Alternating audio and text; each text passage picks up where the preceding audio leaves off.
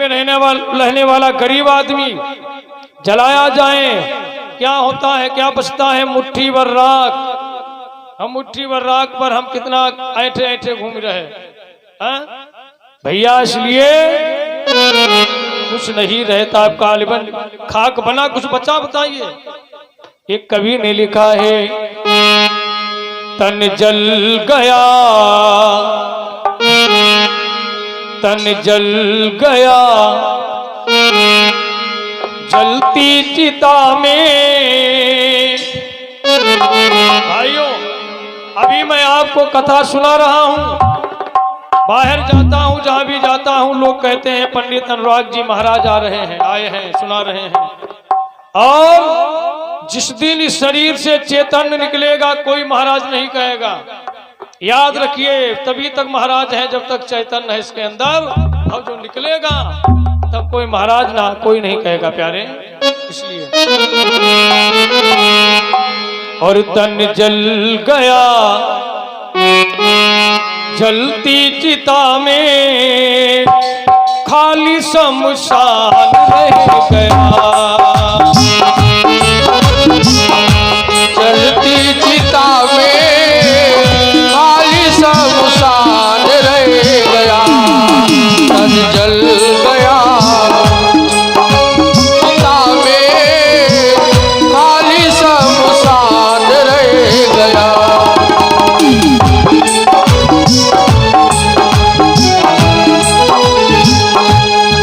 अरे भैया सोचिए जरा, कालिबन खाक में मिल गया, तन जल गया जलती चिता में, खाली शमशान रह गया।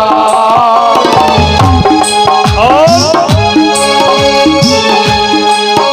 मेहमान मेहमान चला गया घर से, ये खाली मकान रह गया। जल गया, जल गया जलती चिता में, खाली शमशान रह गया। तन जल गया जलती चिता में, खाली शमशान रह गया।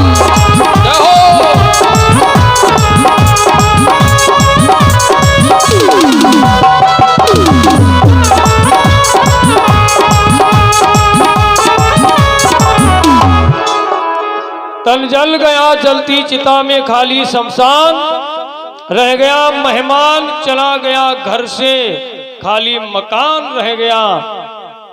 कालिबन जलकर भस्म हो गया। अब रह गया जरासंध। आइए, जरासंध को भगवान कैसे मारे थे, बहुत बढ़िया कथा है, आप गौर कीजिए। धर्मराज जी ने अश्वमेध यज्ञ किया अपने यहाँ। पहले हमारे यहाँ राजा लोग यज्ञ करते थे, अश्वमेध यज्ञ।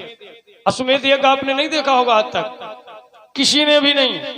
यज्ञ तमाम देखे होंगे पर अश्वमेध यज्ञ नहीं। अश्वमेध यज्ञ हमारे यहाँ राजा लोग करते थे।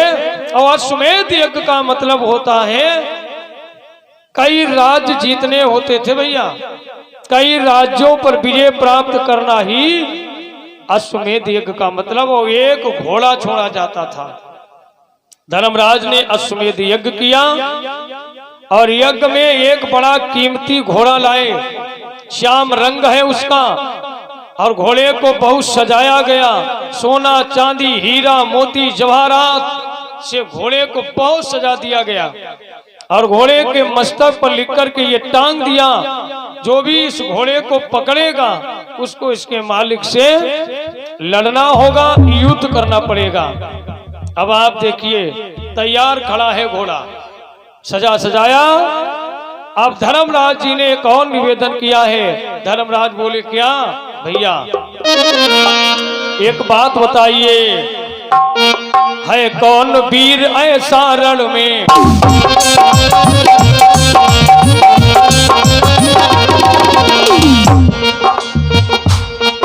है कौन वीर ऐसा रण में, जो कोई इसका रक्षक हो। एक कोने में आवाज हुई, जय हो। एक कोने में आवाज हुई, ये काम हमें सौंपा जाए।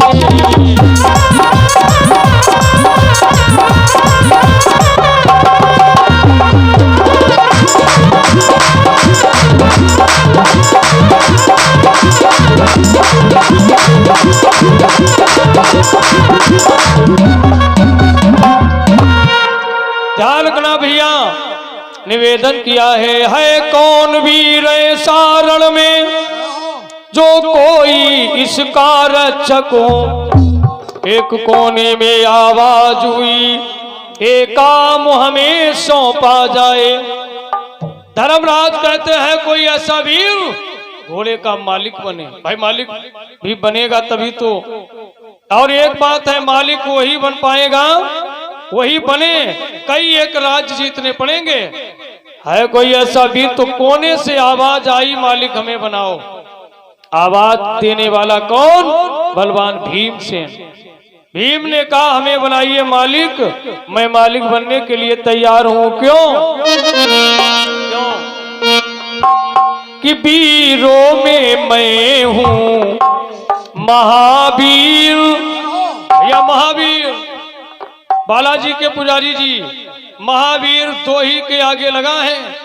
दो ही ऐसे पात्र हैं जिन्हें महावीर कहते हैं। एक तो महाभारत में भीम और हमारे श्री हनुमान जी महाराज, इनको भी कहते हैं महावीर विक्रम बजरंगी, कुमित निवार सुमित के संगी। महावीर सबको नहीं कहते महावीर।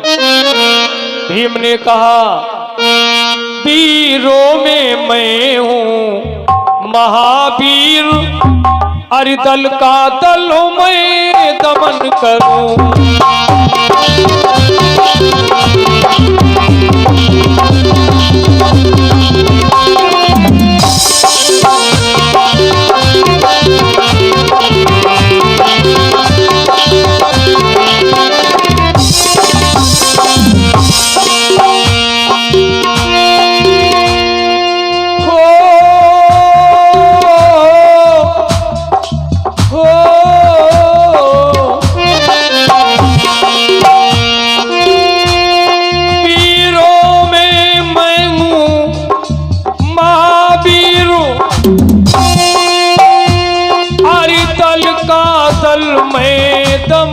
करूं भैया, नर किन्नर हो गंधर्व यदि, बल काल काल का दमन करूं।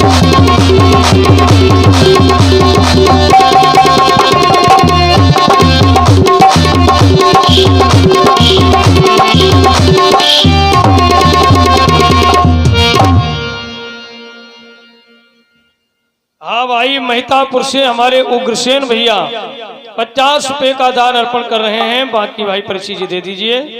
धन्यवाद है भैया के लिए। महितापुर से भाई 50 रुपए का दान अर्पण किए हैं भैया जी ने। प्रसाद ले लो, 150 रुपया दे देना। धन्यवाद है, साधुवाद अभिनंदन है। भगवती मैया मनोकामनाओं को पूर्ण करें। तो कहा वीरों में मैं हूं महावीर, अरि दल का दल में दमन करूं। नर किन्नर हो गंधर्व यदि, बल काल काल का भी दमन करूं। महाराज मालिक हमें बनाओ। भीम ने कहा तो भैया गांडीवधारी अर्जुन खड़े हो गए। देखिए आप, अर्जुन को अपने ऊपर अभिमान था। अभिमान काहे का अभिमान है कि मैं बहुत बलवान हूं। क्यों और कब से अभिमान हुआ था?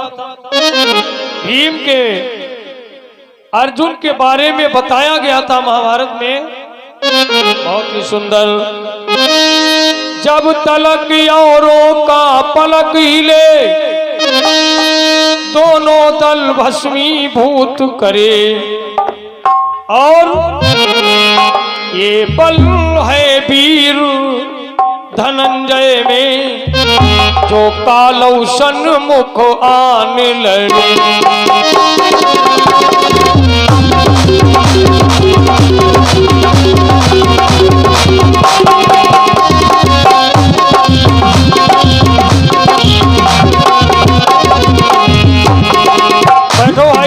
आनंद सिंह जी, धन्यवाद, स्वागत है आपका।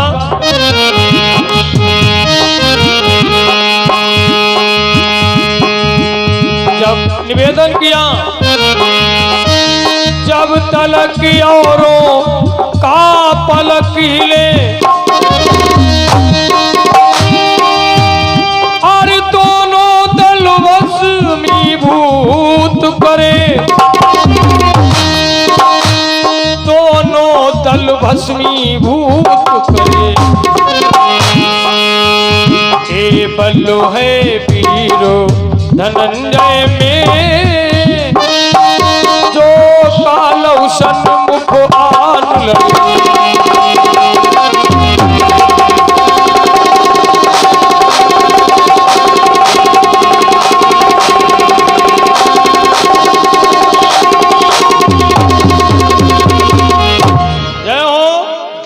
वाह भैया, बहुत बहुत धन्यवाद है। हमारे म्यूजिक कलाकार कितना बढ़िया साथ दे रहे हैं, नाज है। तो जब तलक औरों का पलक हिले, दोनों दल भस्मीभूत करे, ये बल है वीर धनंजय में, जो कालौ सन्मुख आन लगे।